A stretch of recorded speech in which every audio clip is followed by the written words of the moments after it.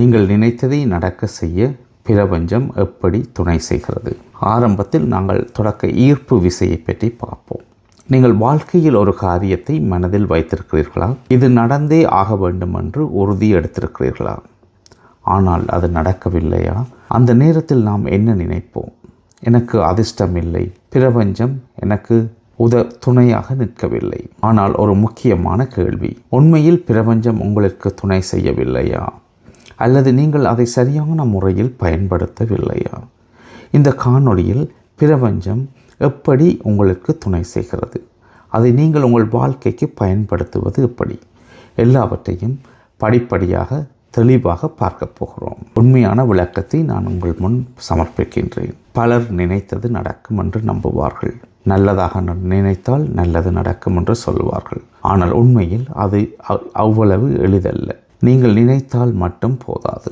உங்கள் உள்ளம் ஒரு தனி முறையில் செயல்படுகிறது. நீங்கள் எந்த விஷயத்திற்கும் முக்கியத்துவம் கொடுக்கிறீர்களோ அந்த விடயத்திற்கு உங்கள் கவனம் தொடர்ந்து காண ஆரம்பிக்கும். அதாவது நீங்கள் மனதில் வைத்து கொண்டே உங்கள் உலகமாக மாறுகின்றது.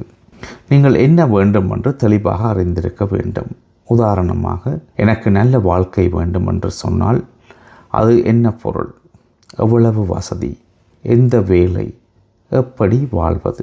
நீங்கள் தெளிவாக சொல்லவில்லை என்றால் உங்கள் மனம் அதை எப்படி தேடி கண்டுபிடிக்கும்? ஒரு எளிய உதாரணம், நீங்கள் ஒரு புது வண்டி வாங்க நினைத்தால் அந்த வண்டி திடீரென எல்லா இடங்களிலும் காணப்படும். அது மாயை அல்ல, உங்கள் கவனம் அதற்கு திரும்பியுள்ளது. அதனால் நீங்கள் விரும்புவது என்ன என்பதை எழுதுங்கள். அது எப்படி இருக்க வேண்டும் என்பதை விளக்குங்கள்.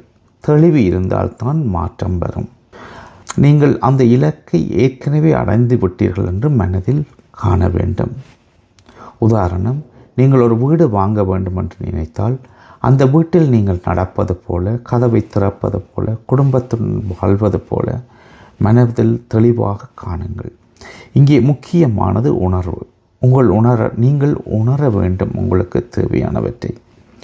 இது எனக்கு கிடைத்தது விட்டது என்று நீங்கள் இதை தினமும் செய்ய வேண்டும். அதற்குள் உங்கள் வாழ்க்கையை நீங்கள் ஒன்றிணைக்க வேண்டும். உங்களுக்கு நம்பிக்கை வளரும். உங்கள் செயல்கள் தானாக மாறும். இது மிக முக்கியமான பகுதி. நீங்கள் நினைத்தால் மட்டும் போதாது. நீங்கள் மனக்காட்சி செய்தாலும் போதாது. நீங்கள் செயல்பட வேண்டும். ஒரு உதாரணம், நீங்கள் வேலைக்கு போக வேண்டும் என்று நினைத்தீர்கள், ஆனால் விண்ணப்பிக்கவில்லை. அது எப்படி கிடைக்கும்? பிரபஞ்சம் வாய்ப்பை தரும்.